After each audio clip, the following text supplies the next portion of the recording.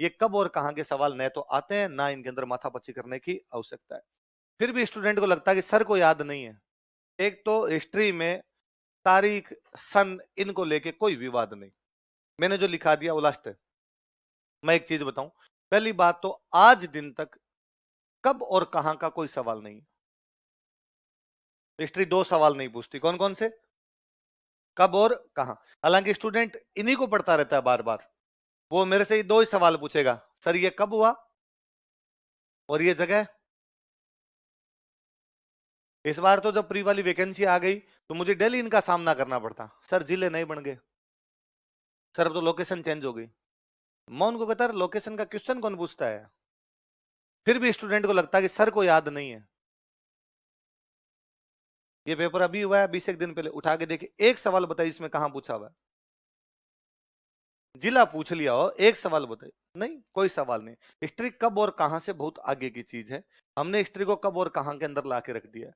मुझे याद है, मैं हिस्ट्री का स्टूडेंट हूं, तो मैं जब यहाँ पढ़ने के लिए आया तब हमारे टाइम में हिस्ट्री ऑप्शनल लेना पड़ता, सब्जेक्ट लेके पढ़ना पड़ता था। हिस्ट्री पढ़ते केवल, दूसरे सब्जेक्ट आपकी तरह पढ़ने ही नहीं पड़ते। तो हम पढ़ने के लिए नए नए आए, तो मैं बेसिकली वैसे साइंस का स्टूडेंट था, तो हिस्ट्री ज्यादा इस प्रकार से कभी लेना देना रहा नहीं था। तो दिलीप सर से पूछा आगे कि सर हिस्ट्री क्या याद करना है, क्या याद नहीं करना है। और आप वाले सवाल मेरे दिमाग में भी आते कि ये कब हुआ था। कहीं लिखा हुआ कि अकबर ने आक्रमण 1567 में किया, एक जगह कहीं पर लिखा हुआ कि उसने आक्रमण कब किया, 68 में किया। मैंने सर से पूछा, सर ने कहा कि देख, इनमें कोई इतना ज्यादा यूं उलझने की आवश्यकता नहीं है। ये कब और कहां के सवाल न तो आते हैं, ना इनके अंदर माथापच्ची करने की आवश्यकता है। और ऐसी तारीखें जो एग्जाम में आती है वो इतनी क्रिस्टल क्लियर है कि वो सबको याद हो जाएगी, सब जगह एक जैसी लिखी है, तो उनमें भी कुछ सोचने की आवश्यकता नहीं। तो अपने एक गांठ बांध ली कि भाई हिस्ट्री में कब और कहां नहीं पढ़नी, इसके अलावा पढ़ना है।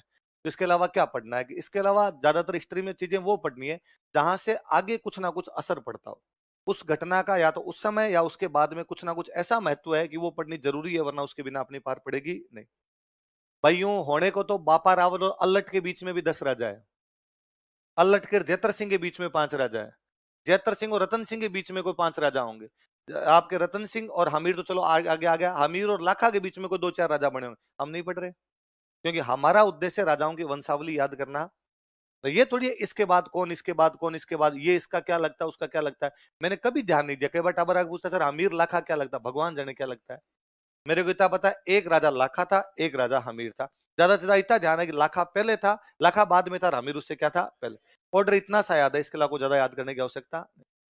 मैं एक्सीडेंटल टीचर बना, यूं ही पढ़ा करता था, क्लास में थोड़ा ठीक सुना दिया करता दिलीप सर को, कहानियां वानियां थोड़ी आया करती, तो सर ने एक बार कहा, यार तू राजस्थान जी के पढ़ा ले। तो मैं यूं क्लास के अंदर चला गया। उससे पहले मैं करंट की क्लासें ले लिया करता। हमारी टाइम में करंट सर नहीं आते थे कोई पढ़ाने, हम स्टूडेंट खुद ही करंट तैयार करके आते, और हम में से कोई बंदा एक आगे आगे पढ़ा दिया करता। हालांकि मुझे आप लोगों में बड़ी हूं कमी लगती है हमेशा, कि आप नए तो खुद करंट पढ़ते हो, और यदि मैं कभी कह दूंगी आप में से कोई आपका साथी करंट पढ़ाएगा, तो आप पढ़ो ही नहीं। आपको लगे ये क्या पढ़ाएगा। देखिए हमारे साथ में हम जितने लोग थे, हम में से कोई खड़ा होता, वो क्लास में पढ़ाया करता, और हम सारे बैठ के वैसे ही पढ़ते जैसे कोई सर पढ़ा रहा है। वो बोले मैं पढ़ा रहा हूँ या कोई दूसरा पढ़ा रहा है, मैं पढ़ा रहा हूँ तो बाकी क्लास सुनती है, दूसरा पढ़ा रहा है तो मैं सुन रहा होता, वो सब बातें। आप में ये धीरज तो समाप्ति हो गया है, इसलिए अब हमें लगता है कि नहीं, अब तो टीचर को ही जाके खड़ा होना पड़ेगा। जब तक इनके छाती पे जाके नहीं कोई खड़ा होगा, तब तक ये लोग पढ़ेंगे नहीं। तो हम खुद ही तैयार करके आते। तो मुझे थोड़ा ही एक्सपीरियंस था पढ़ाने का, मैं क्लास में ठीक बोल लिया करता, क्लास कंट्रोल भी रहती मेरे से। तो सर ने कहा तू ये पढ़ा ले। तो मैं पहले दिन पढ़ाने के लिए गया, मेवाड़ शुरू किया, जाते ही पहले दिन मेवाड़ शुरू किया, तो पहले दिन ही पहुंच गया भाई जैतर सिंह पे। तो मैंने लिखवाया भूताला का युद्ध जैतर सिंह और इल्तुतमिश के बीच में हुआ। मैंने पूरा बहुत ढंग से बताया कि इस युद्ध में इल्तुतमिश हारता है, हमीर मदमर्दन किताब है, हमीर मदन और जयसिंह सूरी की भी मेरे को खूब सारी कहानियां पता थी। अब मैं नहीं बताता आपको कि मुझे लगता है कि यार वो काम की नहीं है, तो क्यों बताऊं। वो मेरी पहली क्लास थी, तो मुझे लगता था यार इन बच्चों को मैं बताऊं मेरे पास ज्ञान है, ताकि ये मेरे को एक्सेप्ट करे, वरना पहली क्लास में एक्सेप्ट कैसे करेंगे।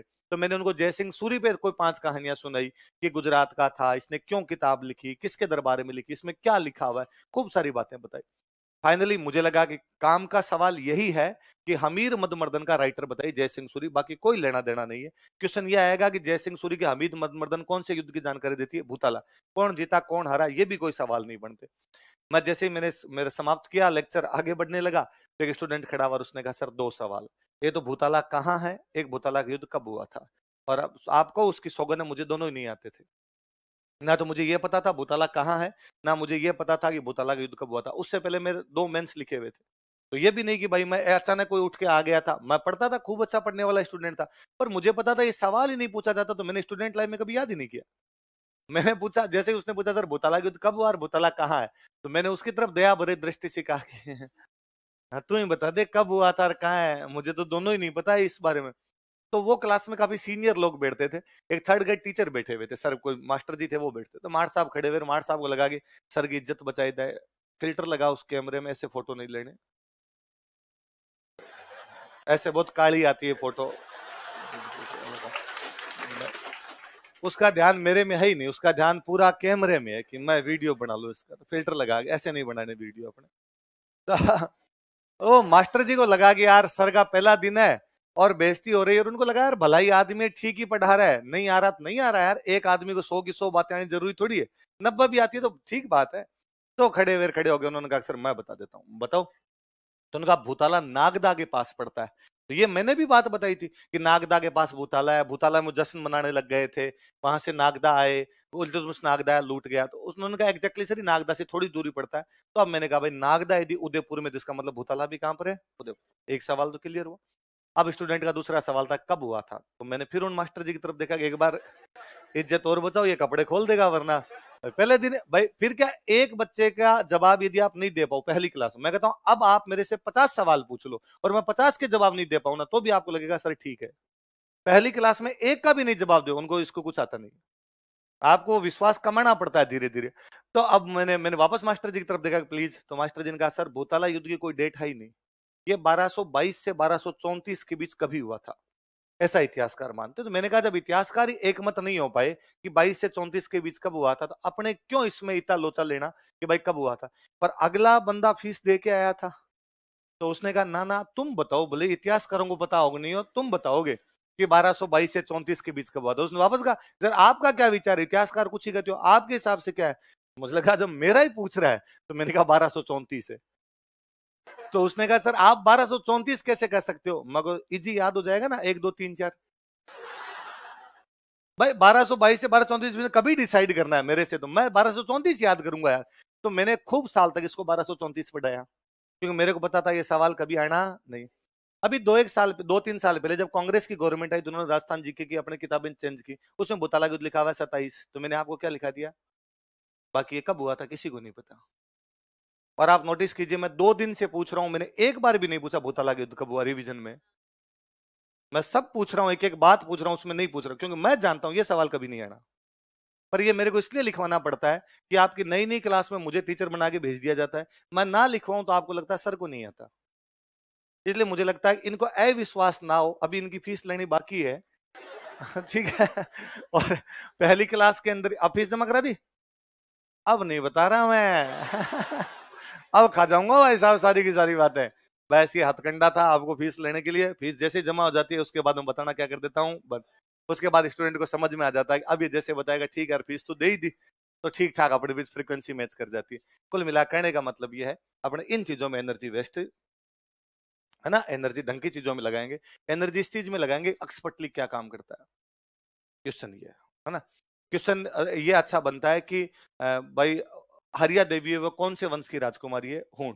तो ये है कि भाई हूण बाहर से आए थे अपने यहाँ पर किस प्रकार से स्टेब्लिश कर गए, है ना। अच्छा क्वेश्चन ये है कि कुंभकर्ण किस प्रकार यहाँ से बाहर चला गया, कब गया कोई लेना देना नहीं, पर वो बाहर गया, बाहर जाके भी हमारा जो एक यहाँ का जो डायनेस्टी है उसको वहां पर जाके स्टेब्लिश किया। अच्छा क्वेश्चन ये है कि हमें ये पता हो कि चित्तौड़ में किला क्यों बना, इधर उधर नहीं बना, वो थोड़ा उधर बन सकता था इधर बन सकता था, क्योंकि चित्तौड़ दिल्ली से मालवा गुजरात के व्यापारिक मार्ग पर स्थित है। उससे हमारे दिमाग क्लियर चीजें रहेगी, इसका मतलब राजा जब भी कोई किला बनाता है तो आर्थिक स्थितियों का ध्यान रखता है कि जहां पर फेवरेबल इकोनॉमिक कंडीशन होगी वहां पर वो रहेगा, बाकी जगह पर रहेगा। आई बात समझ में। आप मैं लिखवाऊंगा, अब क्या मैं तो 10-12 साल हो गए पढ़ाते पढ़ाते, एक जैसी चीजें याद होगी, मैं आपको सारे सन भी लिखवाऊंगा, मैं सारे जिले भी आपको लिखवाऊंगा, आजकल तो नए वाले भी मैं लिखवा ही देता हूँ, यार नए वाले में चला गया तो वो भी मैं लिखवा दूंगा, याद नहीं करना। हालांकि मेरे कितना भी कहने के बावजूद आप याद करोगे, है ना, और याद हो ही जाते हैं वैसे भी, धीरे धीरे अपने आप में याद हो जाते हैं, पर इन पे एनर्जी नहीं लगाएंगे कि भाई एनर्जी लगाने की चीजें दूसरी है। ठीक है रो के अंदर अपने पढ़ रहे हैं, कोई चीज छोड़नी नहीं, ये भी नहीं कि हम जबरदस्ती छोड़ रहे हैं कि सन आ गया अब तो मैं इसको पढ़ूंगा ही नहीं, लेकिन यह ऑर्डर याद रहता है। हिस्ट्री बिना ऑर्डर के कुछ नहीं, कम से कम ये तो पता चलता है ये पहले हुआ था, ये बाद में हुआ था। एकदम ही नहीं पता हो, फिर हमारी ये लोचा हो जाएगा रतन सिंह पहले था, हमीर पहले था।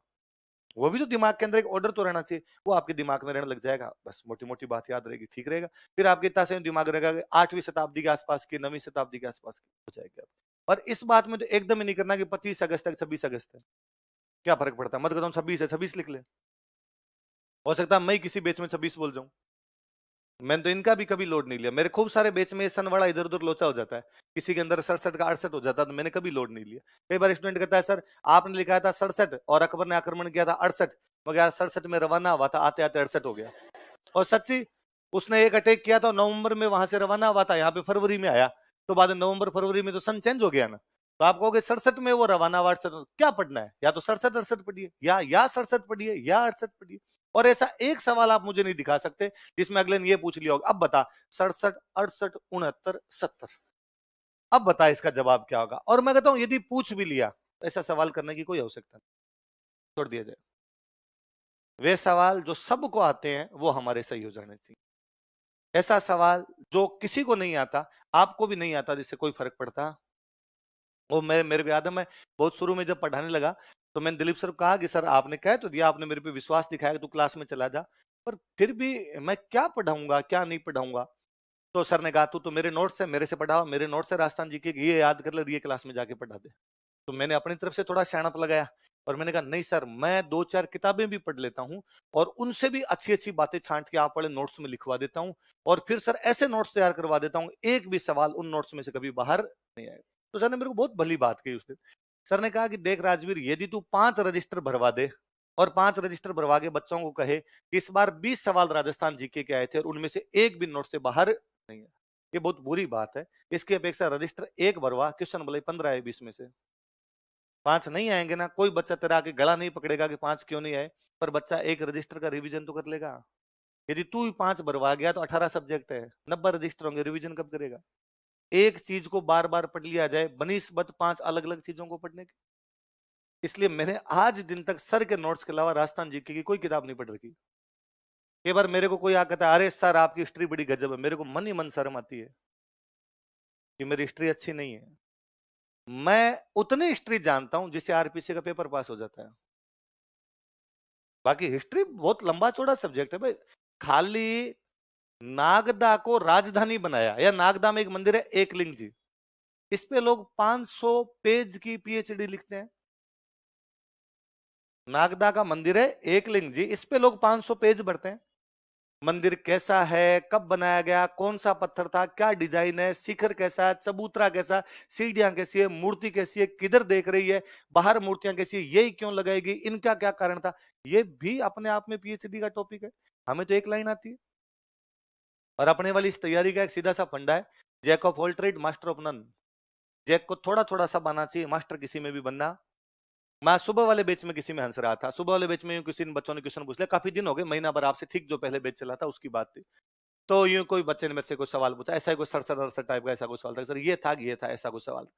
तो मैंने उसको आगे यार अभी देख मैंने कल तेरे को बीकानेर पढ़ाया था, उसने कहा हाँ, तो मैं इसमें बीकानेर में एक राजा लिखवाया होगा मैंने अनूप सिंह, मैं हाँ, मैं देख इसमें मैंने कितनी लाइनें लिखवाई है। तो उसने कहा सर आपने इसमें 7 फैक्ट लिखवाए, एक ये हुआ एक ये हुआ एक ये हुआ, तो मतलब अनूप सिंह के बारे में कितने फैक्ट है तेरे पास 7। तो मैं अनूप सिंह पर पीएचडी कर रहा हूं, मैं 700 पन्ने लिखूंगा। अनूप सिंह पे कोई 50 पन्नों की तो मैं सिनॉप्सिस जमा करवा के आया था, अब मैं उसको बड़ा करूंगा और कम से कम 600-700 पन्नों की पीएचडी लिखूंगा, तब जाके मेरी सबमिट होगी। इसका मतलब अनूप सिंह के बारे में 700 पेज तो मैं जानता हूं, तो तेरे को तो मैंने 7 ही लिखवाए। मैं इस बात को जानता हूं कि आरपीसी का पेपर पास करने के लिए 7 फैक्ट ही चाहिए। 2 तरीके हैं, या तो मैं मेरा ज्ञान बहा दूं आपको, अनूप अनूप अनूप कर दूं, और आपको लगे कि अरे यार सर तो खुद ही अनूप सिंह अवतार है ना, और कितना कुछ आ रहा है। एक ये है कि अनूप सिंह के बारे में 7 बातें 4 मिनट में बताई, आगे चले, तेरे एग्जाम में काम आ जाएगी, सबसे अच्छी बात है ना। तो अपने भी पढ़ते समय न, भाई आपको स्प्रिंग बोर्ड में हमारे सबसे अच्छा ये मिलेगा, हम जितने लोग पढ़ाने वाले हैं हम पहले यहीं के स्टूडेंट थे, तब जितने लोग हम सारे के सारे यहाँ के स्टूडेंट थे, बाद में यहाँ पढ़ाने लगे, तो सबके एग्जाम वगैरह दिए हुए, इसलिए हमें वो पूरा पूरा सा पता है कि यार एग्जाम में क्वेश्चन कैसा आता है, उसको पढ़ना कैसे। बाकी आप विजय सर इंजीनियरिंग किए हुए हैं, इंजीनियर है, सॉफ्टवेयर इंजीनियर है, इकोनॉमी का इनका क्या लेना देना। पर मुझे लगता है भारत में सबसे अच्छी इकोनॉमी विजय सर पढ़ाते हैं, विजय सर से ऐसा इकोनॉमी कोई टीचर ही नहीं। मैं कहता हूं मैं राजस्थान जी के जैसे मेरे जैसे कोई आप 100 मास्टरों से पढ़ लेंगे। आइए अपनी फ्रीक्वेंसी है कि मेरी बात आपको थोड़ी ठीक लग जाती है, किसी की बात ठीक नहीं लगे, हो सकता है किसी की बात बहुत अच्छी लग जाए, पर विजय सर से अच्छा इकोनॉमी कोई टीचर नहीं। मैं हमेशा कहता हूं पिछले 10-12 सालों में जब से मैं पढ़ रहा हूं और पढ़ा रहा हूं, मैंने विजय सर से इंटेलिजेंट बंदा ही नहीं देखा कोई। तो सारे सब्जेक्ट आते हैं, सारे सब्जेक्ट आते हैं, सारे सब्जेक्ट पढ़ा लेते हैं। अब क्या हमारे पास बेच इतने ज्यादा हो गए, इसलिए विजय सर केवल इकोनॉमी रिथिक्स पढ़ाते हैं। पहले ये विजय सर आईआर पढ़ाते थे, ये विजय सर हमारे बाद में उस टाइम टेक्नोलॉजी पढ़ा लिया करते थे, सोशियोलॉजी पढ़ा लिया करते, जो सब्जेक्ट सामने आता वो पढ़ा लिया करते। जब आपका एग्जाम, मैं कहता हूं थोड़े दिन में आप पढ़ा लोगे। आप जब एक एग्जाम दे लेते हो तो 18-18 सब्जेक्ट आपने पढ़ लिए। कोई 4-5 तो ऐसे होंगे ना जो आपको बहुत अच्छे आने लग जाएंगे। पढ़ाने का मतलब क्या, किसी को समझाना, उतना ही समझाना जितना एग्जाम में आता है। ये तो है कि नहीं कि भाई टेक्नोलॉजी समझानी तो आप चंद्रयान उड़ा के दिखाओ। एग्जाम में क्या क्या क्वेश्चन आता है वो तो आप ही बता दोगे, बस मास्टर का इतना से तो काम होता है। आई बात समझ में? तो थोड़ा ध्यान ही रखना, आपने हिस्ट्री में तो विशेषता ध्यान रखना। और सवाल पूछने के लिए आप पूर्णतः स्वतंत्र हो, पर सवाल सारे के सारे क्लास में पूछोगे, खड़े होके पूछोगे, जैसे आज पूछे थे। मैं जब निकल रहा हूं उस समय मेरे से कोई सवाल पूछोगे, उसके दो रीजन है। एक तो ये है कि आप क्लास में खड़ा होकर क्वेश्चन पूछोगे, ये पर्सनालिटी डेवलपमेंट है ना, इससे आपकी झिझक खुलती है कि अपने 200 लोगों में, 500 लोगों में, 700 लोगों में खड़े होकर भी सवाल पूछ सकते हैं। दूसरा, मैं खुद का लालच देखता हूं, यदि मैं रास्ते में खड़ा हो गया तो फिर आपकी भीड़ मुझे घेर लेगी यहीं पे, अगले 1 घंटे तक मेरे को यहाँ से बाहर निकलने, तो मैं देखता हूँ और मैं जल्दी से निकल जाऊं। और मैं मेरे दूसरी क्लास में जाना होता है, जैसे आप वाली क्लास के बाद तो क्लास नहीं होती, पर फिर भी कोई बच्चों से मिलना होता है और होता है, वो लोग वेट कर रहे होते हैं, उधर जाना होता है। आप डेली कभी भी क्लास में खड़े होकर पूछ सकते हैं, ये भी नहीं कि आप क्लास के शुरू में, क्लास के अंत में पूछें। मैं पढ़ा रहा हूँ, बीच में आप तो रोक दिया करोगे, भाई रुक जाए एक बार, पहले ये क्वेश्चन बता फिर आगे बढ़। मैं आपके तमाम सवालों का जवाब दूंगा, क्योंकि ग्राहकों की संतुष्टि हमारी परम है। आई बात समझ में? आप कभी भी पूछ सकते हैं। चलो